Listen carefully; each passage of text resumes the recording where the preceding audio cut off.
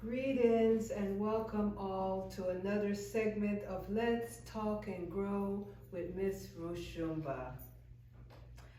First, I must give honor to our Creator, for which all things is and forever will be. Secondly, my inspiration for this show was due in part to my dearly transcended friend, Mr. Early Laverne. I met Mr. Early Laverne in 2011. He had an amazing life and his challenges were just overwhelming. It's just a reminder that we all have a story to tell. We live with so much unique challenges daily. So for 2 years, I knew him from 2011 to 2013 when he transcended.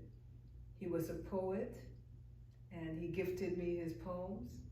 And so I'm keeping his spirit alive with this show and uplifting and awakening those that have felt that they just don't matter. So we are the star of our story. So audience, you know the routine. I'm doing the routine. And I start with one of his poems and I end with one of mine. And so please, if you like what I'm doing, thumbs up, subscribe, share, leave a comment. So, my guest is sitting right there. I'm not really ignoring her. I'm going to get to her in a moment. That's the treat.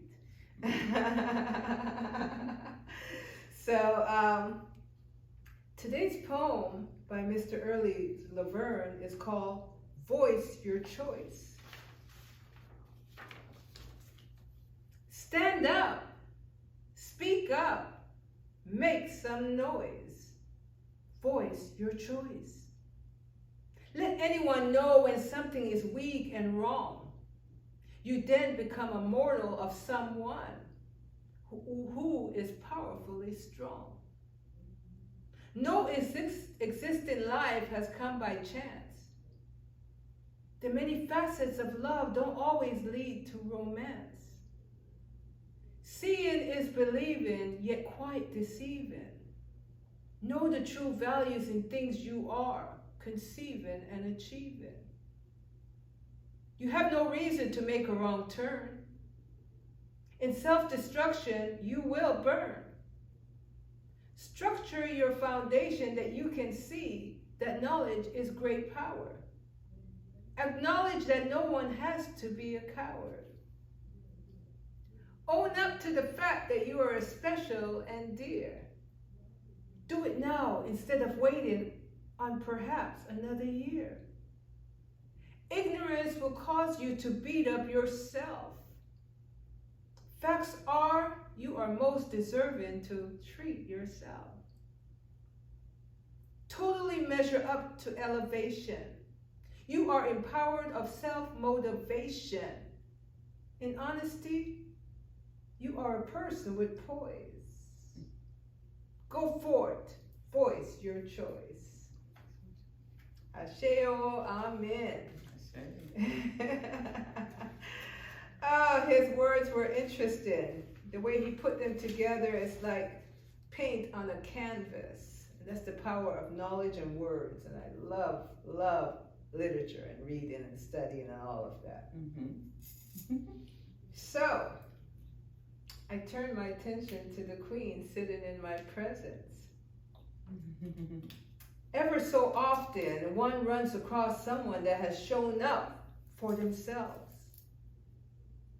And transformation begins. Ms. Roslyn is just that person. I've known you mainly by association over a 3-year span. And in the last year or so, you have undergone a change that turned heads while moving you from the back row to the front row. All right. She didn't know that, but that's what I've observed. So, thank you. It is true. And look at that smile. Look at that smile. Very beautiful, Queen. Thank you. So I'm going to start by asking you, tell me, Ms. Ross, What inner workings occurred that caused the ball rolling? What got my ball rolling? Yes, what caused this transformation that brings this glow that I see? Like I said, you're showing us how things are done. And there are many women out there that want to understand how can they rise to their higher self. Mm-hmm. It is definitely a process. I worked at a job for 27 years. During that time, I raised a family, had a marriage, all of the American dream. But then I suffered an injury. My children grew up and my marriage ended. All of these things happened, not necessarily in that order. Right. But the final thing being the injury at work, and me not being able to perform the duties that I had been performing for 27 years. Okay. So I had to make a change. It was kind of forced upon me. Okay. I was probably complacent. I was satisfied just where I had been. Yes. But when I couldn't do the job, it made me begin to look at who I am and what do I really want anyway. Is that what I really want? I wasn't really happy. I just went to work. Yes. It wasn't, oh gosh, I can't wait to get to work. Yeah. It was habitual. Everyone is moving in one direction, and oftentimes we don't take that moment to sit back and ask the question. Right. But you did not ask to be injured, but in that moment, transformation began. You started to introspect. Right.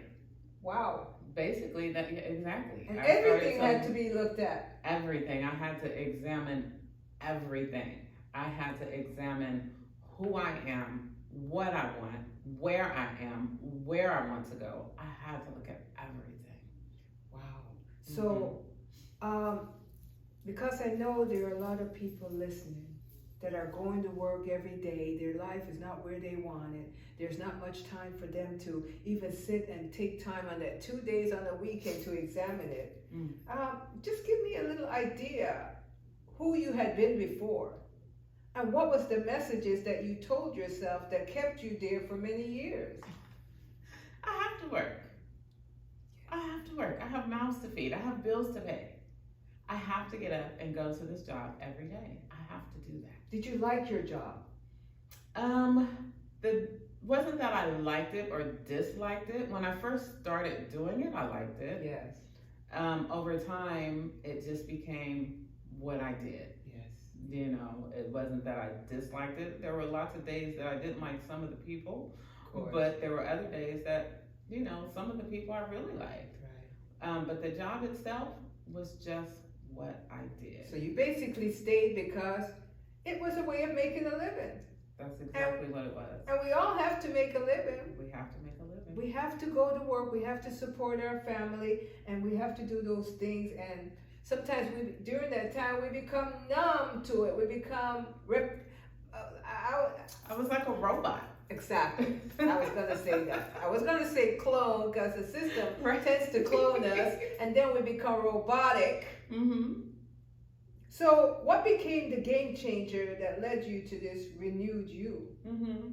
So in examining myself and realizing that, and even that, I would sit with the doctor, with my workers' comp doctor, and he would give me like an hour. I didn't have 15-minute appointments. Yes. Because he was also like my therapist, because I would say to him, what if I can't go back?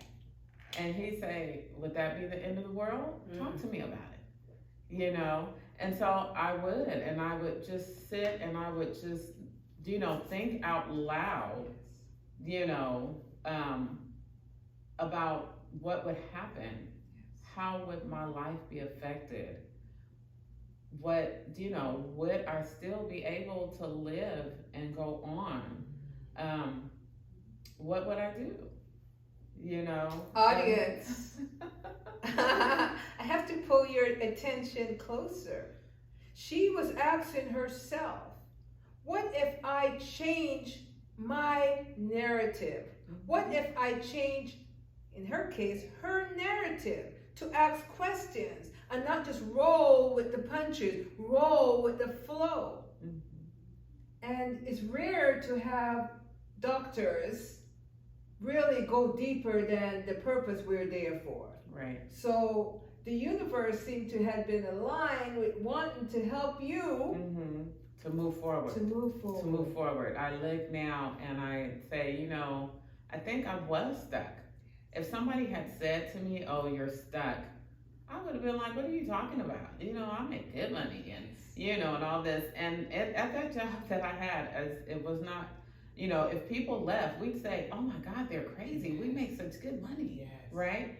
But money is not everything. If you're not happy, and just being a robot and going with the flow is not happiness. I was just there, I was stagnant. You know, I choose happiness.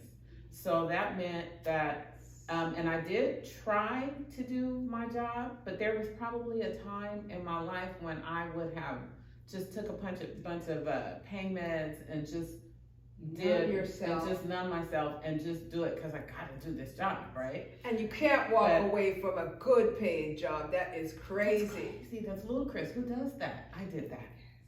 Yes. I did that. And I'm not crazy. And she's smiling. And I'm happy. And she's happy. So, you know, I'm happy. Whose narrative? I always come back to that word that we use to judge that it is money that will bring us that peace and happiness. Think about the artist, the greatest artist there was, Michael Jackson. And I'm going to leave it there with that. Oh, no, I beg to differ. You know? I was a Prince fan, but they were both very, very fantastic artists. And they made a lot of money. They lived outside the box. Yeah. Michael Jackson lived outside the box. Yeah, but I guess what I said when I say that money, he was a multi-billionaire. And he still wasn't. And he had to pay to be put to sleep and pay somebody to wake him up. Yeah. Because money draws the wrong people and creates the wrong energy and make us forget our authentic selves. Right, okay, yeah. So I guess that's what I meant. Yeah, I see what you're saying, absolutely. You know, some say money will buy you freedom, but freedom also allows you to either, if you went into that freedom the right way, you kind of could create the life you want to be, but oftentimes it's just a clear mind and understanding where money places in everything. Right, where it belongs in your life. Yes. Right? There are people who they chase the dollar. I'm now chasing my purpose. Audience, did you hear what she just said? She is chasing her purpose. Because in her purpose, she will make a living. And she will do it happily, and whoever she serves or serves her, everyone will benefit. I love that. So you have to have faith. Yes. You have to say to yourself somewhere along the way, what I see is not bringing me happiness. I have to have faith and be able to open another door to get me through. And believe it or not, even though I was making good money, the things that I wanted, that money should have been able to afford me, there was always a reason why those things would fall through or would not happen the way that I wanted them to happen. So when I began to sit and ask myself these questions, I had to look at that. Well, I've been trying to do X, Y, Z, and I've not been able to do that regardless of how much money I had. So I'm not missing anything there. If I can't do that now, I couldn't do it before, you know? So I really have to just put things into perspective. And, you know, that led me to, okay, I can choose robotic, I won't, you know, the robot life, or I can choose to wake up every day and decide, you know, what I'm gonna do and how I'm gonna do it. And I can be happy and be at peace, in my own peace. right? I love it. I love it. I'm so excited for you. And so what you just said leads me to the next question. What is your passion now? I am now a doula. A doula. I am a doula, and a lot of people say, "Well, what is that?" That is a professional support person for pregnant women, for pregnant and women giving birth. So yes, that's what I'm doing. So every day when you go and do your service, your work, your life's purpose right now anyway, is watching new life come into the world. What a miracle. What a blessing to be able to do that. I'm telling you. Yes. Did you know that was your passion all along, or is it in those times of meditation where you had to sit still from your disability and introspect that you realized that was a passion? How did this come about? You know, I don't recall when I first decided that that's what I would do. I know that I had begun to think maybe when I get older, when I retire, I will do that, right? But I don't remember what actually sparked it. Now, I have delivered, or not actually delivered, I don't deliver the babies, but I have been present. Before I decided to go down this road, I have been present at a number of births within my family or close friends where they had asked me to be there, with them. Okay. And I enjoyed it. So wherever I saw the training or got the idea from that maybe I would do it later, when I got into this position of needing to make a change now, I thought, well, why later? Yeah. Maybe that's where I'm supposed to be right now. I was thinking it was later, but maybe God was saying, okay, put this on her mind because this is her next thing, So I went with the flow and got the training, and my first professional client just had her baby about a week or so ago. She was supposed to meet with me a week or so ago, and she says, I am being called to service. And so, doctors and doulas, they have to be prepared to do the work. So I said, no problem. So I'm just honored to have you here now with a big smile, because you realize that, what your job is here in this world now. And what a lovely one. Because our society, the newer generation, the younger women and the people that are being born now don't know the value of the role she's playing. That role that she's playing to be there to support, especially a woman of color. Is your focus mainly women of color, or is just open to any woman that needs you? I'm open to any woman who needs me. However, I would like to focus on women of color. Yes. That is where my focus is and will be, but I will not turn someone down. Of course, for that reason. Yeah, and we know women of color understand that they need that support. Yes. Because when you're in the system and your baby is coming and the challenges, and if the other people, if the ones that are there to serve you don't value you, that is a very difficult time. Yes. Because you can't say, okay, I'll just come back. You have to go through. So your position right now is real valuable. And I know for myself that when I grew up, I was from that generation when you were born at home. So I really honor what you're doing, and I'm thankful that you found your way. Thank you. So you said you were married. Yes. And how many children do you have? I have 3 children. 3 children. 2 boys and a girl. Yes. Oh, 2 sons and a daughter. Yes. Oh my gosh! Congratulations! And your children are well? Yes. Lovely. Yes, they're well and healthy. Yes. And yes, I have grandchildren. You have grandchildren. Yes. And I've met your wonderful mom. She is one of the queens I've interviewed. A few interviews before. Make sure you get to check her out. On Let's Talk and Grow with Ms Roshumba. She's the one with the hat, by the way. Classy lady. Yes. Is there a love interest in your life now?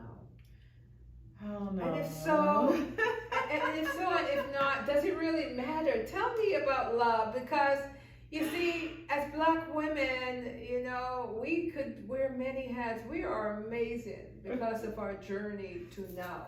Right. And our men understand our value, although sometimes they will not be the cheerleaders that we need. Yes.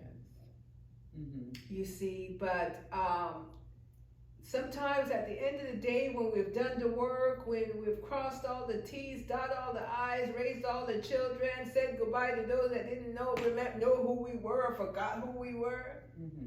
we have to ask ourselves, is it love that we're looking at now? Does it really matter now? And even if it comes or doesn't come, what you even define that love to be? I'm throwing a lot at you. Yes, you are. I got some answers too. Okay, sister, let's hear it. Because that's also something that I have had to, that I've had to deal with, Yes. right? Is there someone in particular in my life right now? No, there isn't. Am I okay with that? Yes, I am. I would rather have someone who respects me and honors me and is there for me and allows me to be there for them, right? I would rather have that than just to settle for anything. There has to be a mutual respect, and it's just, I was about to say, oh, it's so hard, but it's not that it's hard. I think over time, I learned my worth. Yes. And, in looking at my own passions, at my own expectations of myself, Yes. I learned what I will and will not accept. Exactly. And a lot of times, men show interest in me, Yes.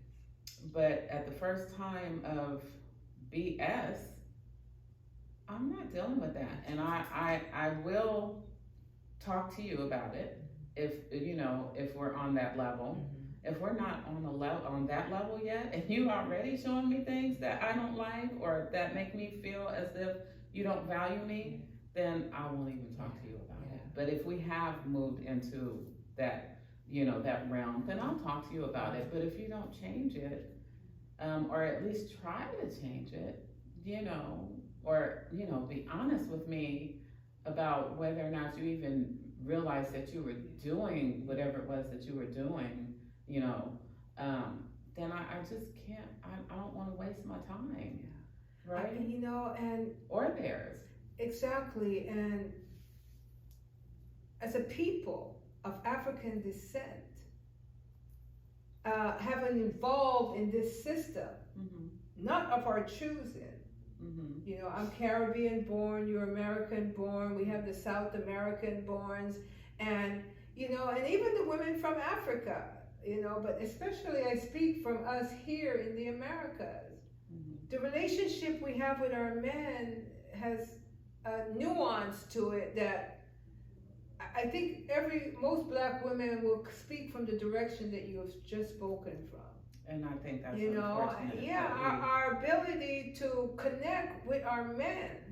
And I always want to say, our fathers are Black men. You can tell by our cocoa chocolate skin. Right.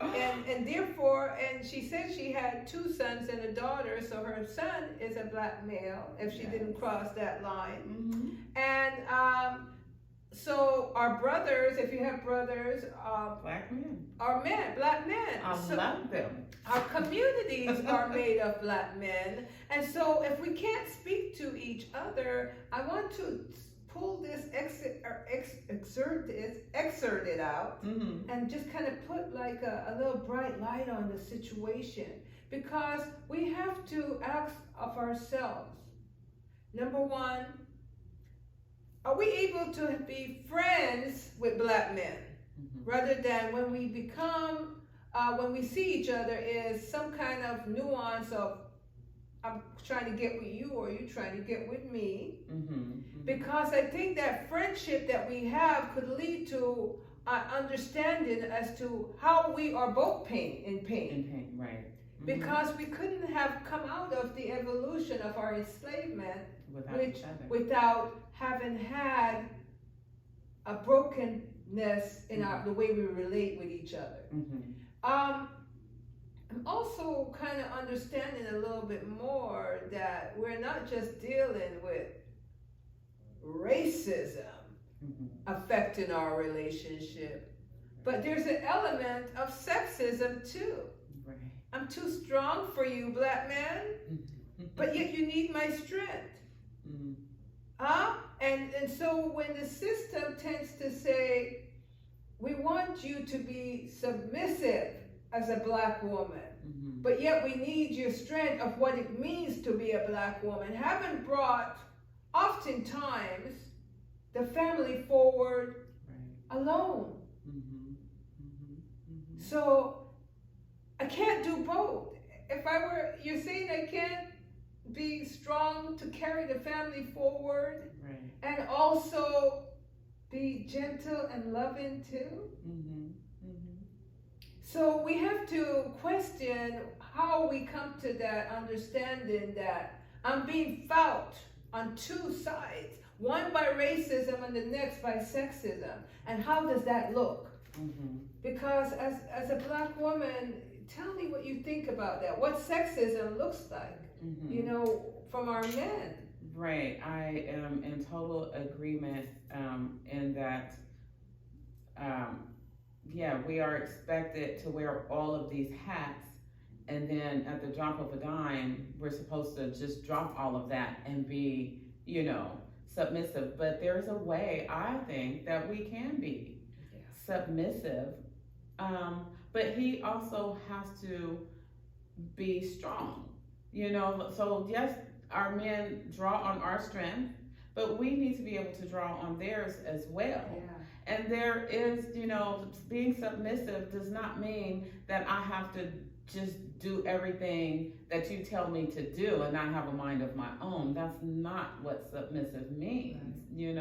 Submissive means that, if you are the head and you are doing what you're supposed to be doing, you are supporting your family, your wife, your woman, mentally, physically, financially, you are being the head of the family, making good decisions, discussing those decisions with me, then I can cook and clean, and I can still go out and make some money too, but I can allow you to have the final word in decisions. I can be submissive that way. It doesn't mean that you get to rip and run the streets and then you still expect me to go to work and pay all the bills and take care of the kids and cook and clean and satisfy you while you're out with your friends and ripping and running and working if and when you feel like it and giving me money for the bills if and when you I can't be submissive in any form for that. And this is the narrative that has been shown of us through the media, through our personal lives, and as a people we have to create a new narrative. And because we live in a system that will say to us, follow the lead of the oppressors that have put us in this place. The man works, the woman stays home. Well, not so much anymore. Women are out of the home. And, everything is so-called equal and balanced. But when we look deeply in our story, our narrative, black man, black woman, we will not have that balance. Because we come from a very challenging time where we were nobody. Animals were more valuable than us. So when we start to climb, we have to be able to look cleanly at the role we play for each other. So There may be times I work harder. There may be times you work harder, man, black man. You may work in the home and I may work out of the home. But we have in common, what we have in common is our evolution from a system that was designed to make sure we were no longer here, extinct. And the fact that we're still here and evolving, we've turned the anger and frustrations out on each other, blaming each other. So when I say there is this element of confusion as to what my role is and what your role is, and if we use the media, the television, to tell us what the black man should be and what the black woman should be, and if we use the element of the system that has had us in captivity to tell us, you know, what my value is, what your value is, and the role sexism plays, on top of it, racism, that's where our confusion comes from. Right. And we don't have time, like you say, to even determine what is going on, because maybe those years when you were going to work, caring for the family, your husband working, or whatever the situation may have been, this conversation needed to be had. Right. We have no church we go to no more to talk about it. Like that used to be the way we went and sat in church and really talked about something other than what we wearing, what hat we got on, what car we have, what house we just bought. Right. We used to talk about things that were going to help us to rise. So we have to revisit, what is our story? What happened to allow us to still be fighting each other when we need each other at a time like this? Right, when we need each other. Yes. So it's deep. It's deeper than this conversation could ever. It's just opening up Pandora's box. Let's say that, or black box. So, what would you like to say to our black men about what the black woman desires from them? You know, have taken a little bit of what I've said on the consideration. You know, what would you tell the healthy black man from the healthy black woman's mind? Because until we start to stop blaming, stop pointing fingers, what would you want him to look like, that man, that partner? What would you envision him to look like? Therefore, you being as the woman, what would that look like? Well, first, let me just say that I love my black man. I love my black man, right? That's right. And I think the healthy black man will love his black woman. He will allow me to be who I am. In my mind, my body, my spirit. He will not judge me. He will support me in my endeavors. How we run our household, whether or not, you know, he works outside of the home or I work outside of the home, I think that is individual decisions, individual couple decisions, right? I don't think that society gets to say how you actually run your individual household.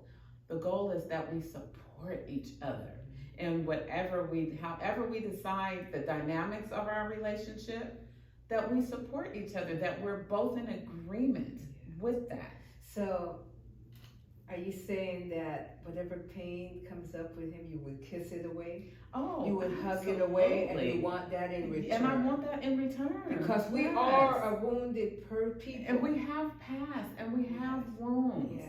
And yes. So when you slip up, you're not going to say, you did it again? Oh, no. You say, oh, I see you slipped up, baby. Right. How can I help you? How can I help you not to do this again? That's you know, how can we work together to improve our relationship so that you don't feel you have to do that? Or me, how can you stand up here for me so that I feel like I don't have to do that or go there or, you know. I will show you where it hurts, baby. Yes. I will show you where it hurts. Let me hug you. Let me love you. Yes.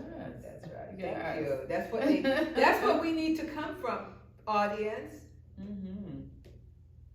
we need to come from there, because there's so much we are carrying. And if I don't tell you where it hurts, you cannot massage it away. You cannot kiss it away. You cannot heal it from a physical sense. I wasn't going to say that. No, I wasn't going to say that. So let me continue along here.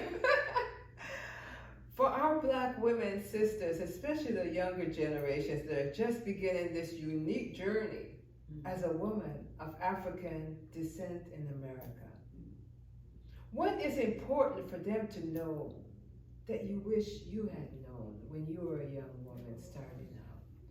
What would you tell them? Figure out your passion. Figure out your passion. You can go to school, college, you can even get a job to have money in your pocket or to pay your bills, but figure out your passion early. And while you're doing all of that, start chasing your passion as soon as possible. Whether it's writing, which I do write too, by the way, or, whether it's dancing or music or, painting or, working with children, whatever try to figure that out as soon as possible and begin to chase that, your purpose. Why are you here? Because you can always chase money. Money is you can chase the money, but the purpose, the money won't mean anything if you don't have any purpose. Yeah, you're correct, because everyone has a purpose that is here. So yes, we all. When you find what it is you're to do, you're so correct. You're on point in a sense that it won't be going to work. Right. It's not work that you'll be going to, and you find that where you're going to make a daily bread, because we must make a daily bread. You may find your partner in that same place, because therein you will find all the things that support your purpose. So it then becomes imperative to understand oneself, which often doesn't happen when you're 20. Right. You're beautiful, you got everything on the exterior, but oftentimes we carry the message that we're not enough. And it's that message of not enough that leads us in search of, I gotta find love, which love is not loss. Right. We are love. So in essence, we're saying, I gotta find myself. That's a good way to put it. I gotta find myself so I could bud love all over the place. Right, so I can blossom. So, young women, they will all see you when you start to show up for yourself. Yes. Midlife women, they will all see you when you start to show up for yourself. How can they not? Because you're Mother Nature. Yes. You are a mother of 3, of which 2 boys. What is your wish? What is it you wish them to know about you, Mama? What would I wish them to know about me? Amazingly, because you are mom. Yes, I'm mom, but I've always had open dialogue with my children. They've been able to ask me anything as they've grown up. But I think if there were one thing that I would want them to know, I guess it would be maybe that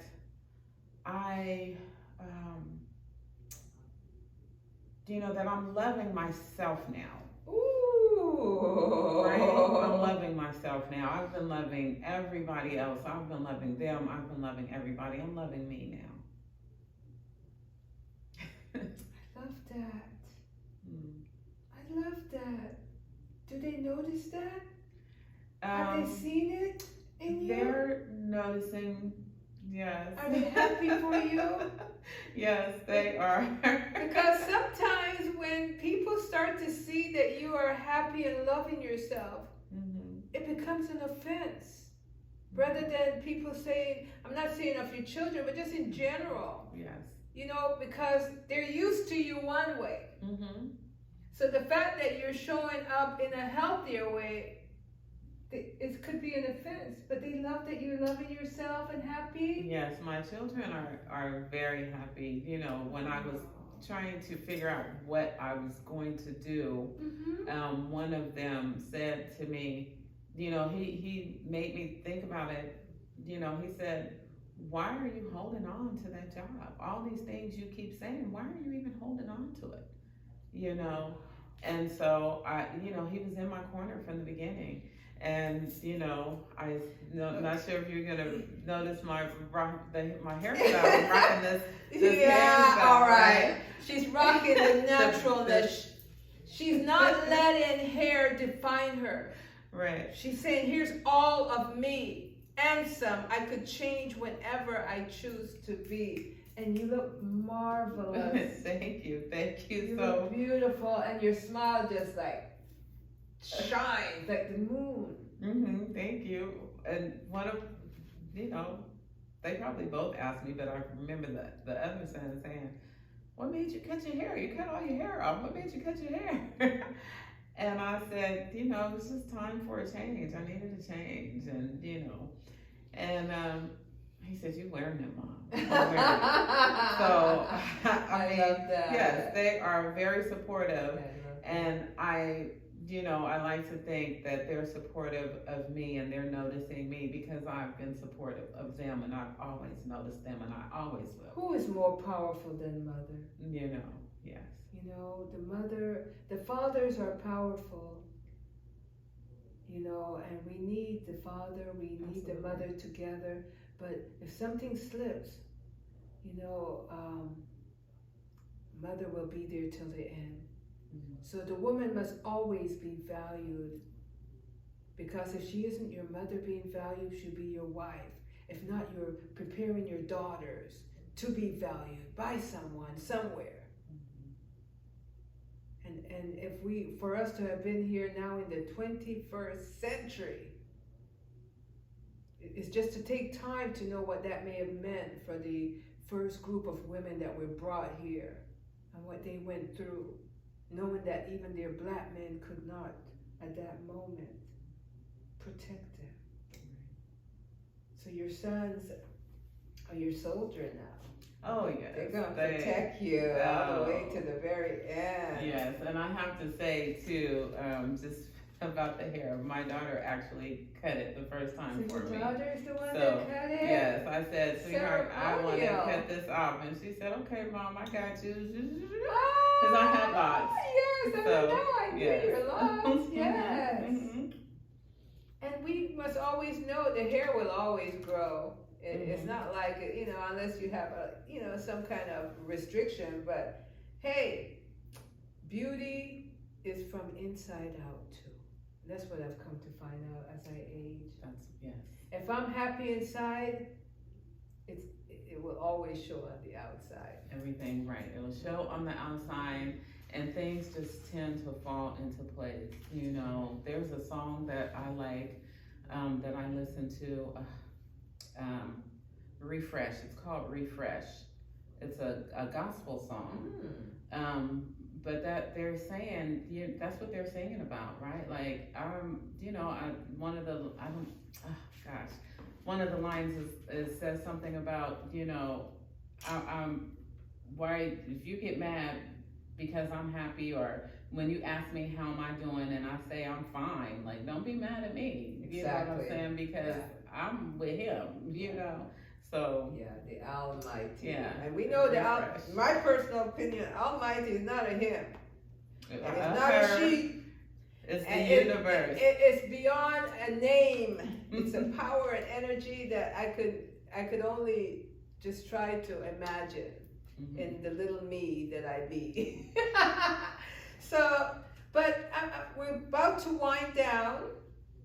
As you know, I don't want to keep the Queen very long, as well as I know everyone is very busy, and to find time to follow through the video to the very end, to me, is valuable if you can, but I know your time is valuable, so I hope today that we share things that you didn't know before and that could help you on your journey to happiness, wholesomeness, and Black power, family, all family to be strong, because everyone could benefit and learn from us as well. But I'm going to, wind down with this last question to you. Mm-hmm. Finish this sentence. I'm most complete with self when I am writing. When I'm writing my poetry, writing short stories. When I'm writing. When she's writing. Mm-hmm. I totally get that. Mm-hmm. You're a writer. She's a poet, and she does perform. We both performed this weekend at a few places. And do you have a venue that you have any shows, any place that people could kind of come and listen to you perform your poem? I do the Brick House second Saturdays. Okay. I'm there just about every month. It's Okay. the second Saturday of every month, the Brick House on 36th and Broadway. In Sacramento. Yes, where Flo and Anna Marie are the hosts.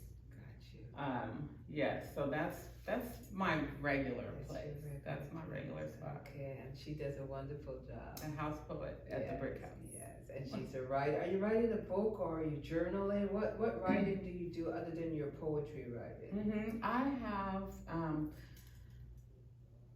several essays that have been published on different online platforms. Okay. But I have a book that I have a children's book. I should have brought one with me. It's called Mommy, Are We Rich? And it is not about rich in money. It is about rich in family and foundation, your foundation. And it's geared toward young children, I would say ages 9 and below. I have read that book at elementary schools around the area, and it's been well received. It's available on Amazon. It's available. Go ahead and say it's available on Amazon. Yes, and Barnes and Noble online. Oh, Mommy, Are We Rich? And tell them your name, so that they'll know the name that is on there. That's a wonderful story, I would imagine. That Rosalind Miles, Mommy, Are We Rich by Rosalind Miles. That's that book. I do have another one that's not published yet, but I'm going to publish it. It's about my grandmother. It's my grandmother's story. Okay. So we'll be looking for the next book she has coming out after that. Congratulations! I didn't know. Oh, thank you. I didn't know, but hey, if she could change her life, we have to really look for her in the future, because there's greatness coming from this lady. Greatness coming from this lady, because she's overcome so many challenges already. And she's taken on doing what she enjoys. And so when you know what you want to do and you start opening doors, the rest is history. So I thank you for having come and sat here Ms Roshumba. and share your genuineness and your courage and your fortitude and your beauty and your confidence. Thank you. And so I'm going to read one of the poems from my book, and this one is kind of relevant to what she's done. She said, "Take this old coat from me." Okay. That's the title of this poem. And it starts out, "When brighter days are now gone, left in its wake is the remnants of yesteryears, now lingering on. The familiar slowly fades, like a sunset into the unfamiliar. How awkward is this new space? As unfamiliar as it seems has now become my new state of being. Can it be a new way of being is breaking through? Can it be the shedding of the old me to be replaced by the new? I must declare in all of my despair, my spirit screams that I no longer fit in here.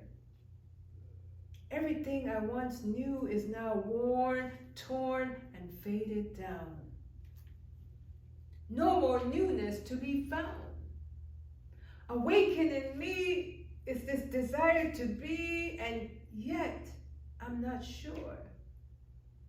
My physical eyes cannot yet see what my internal spirit desires of me. Yes, my dear friends, the woman that you now see is fading away rapidly to what is a true mystery. It must not be like before. The past no longer lives here anymore. This new me that you will see will care not what others think of me. For the spirit that I be, that lives deep within me, will finally be set free. Like the subtle change of spring, bringing newness to everything, I too will begin to blossom from within.